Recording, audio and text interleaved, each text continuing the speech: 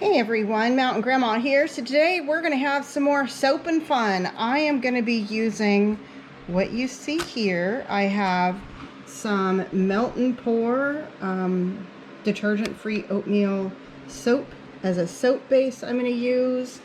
And I am taking Arc Wildman Survival Tip on black walnut hull powder, which is an antifungal and has all kinds of other good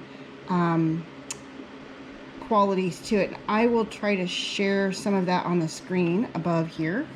And then I've got some round soap molds and some loofah I'm going to be using.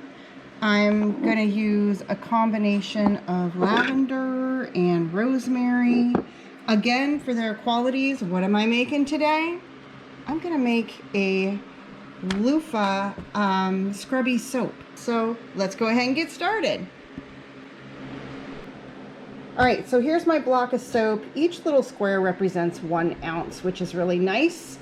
I'm using oatmeal because of some of the benefits of oatmeal. I'll try to share those on the screen here. The first step I'm going to make is to go ahead and put these little soap cubes in the microwave and get them melted. When melting your soap in the microwave, you want to do it in small increments. I'm going to go ahead and set this for 25 seconds. Whoops. Setting for 25 seconds. Alright. Melting this does take a few 25-second bursts. I did about 2 25-second bursts in between each one, stirring as much as I could because, you know, it starts out as blocks. And then 1 15-second burst, and then we're in good shape. Completely melted.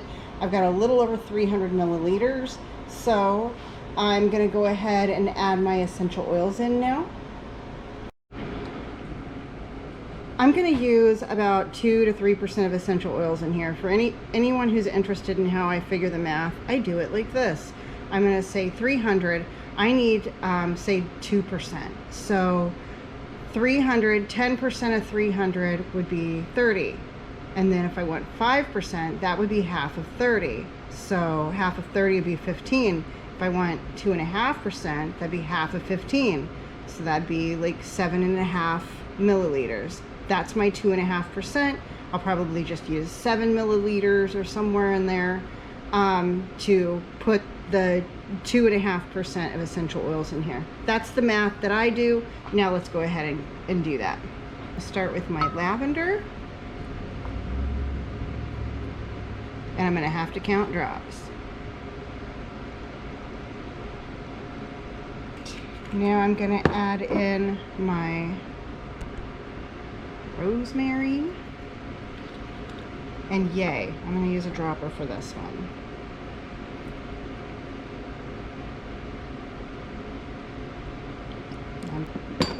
Now I'm going to go ahead and mix this up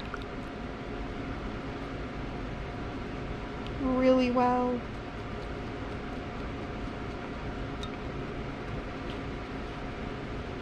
I'm going to go ahead and add in a teaspoon of the black walnut hull powder.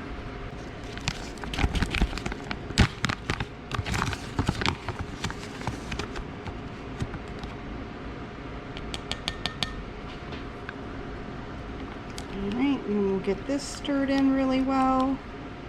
When I pour it, it is probably going to sink to the bottom, which is absolutely fine. This is going to add a little scrub to it. The oatmeal melt and pour soap has a little bit of a scrub to it anyways, which is why I chose the oatmeal. You'd think it would be, you know, softer, but I don't know. The melt and pour soap, it's got little pieces of oatmeal in there, and it is a little bit scrubby. So after I do this, I'm going to go ahead and pour these. It is just this easy. Do you see how quick this is? Like legit. I asked my husband, do you want me to fix us something to eat before I make melt and pour soap? Or should I make soap first? Because it's just this easy. Dunk that little guy in there.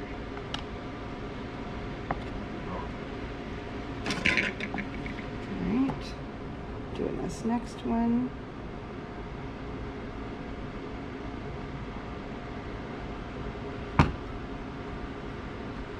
Ooh, goodness. Okay. Alright. And last up, I might have a little extra. Might need to go grab another mold. Maybe I can top these all off.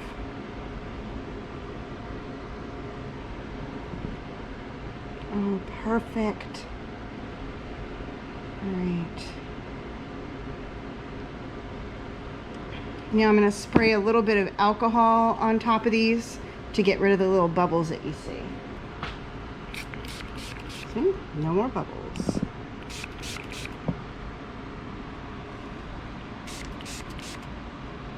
Alrighty, now I will let these sit to harden. You can also put them in the freezer to speed up that process, and I will show you what they look like when they're done.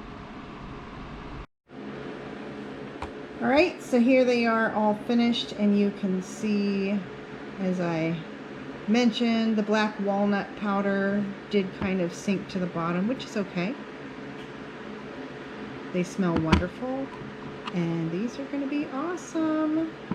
Thank you all for watching, and remember everybody, keep your joy. See you on the next one.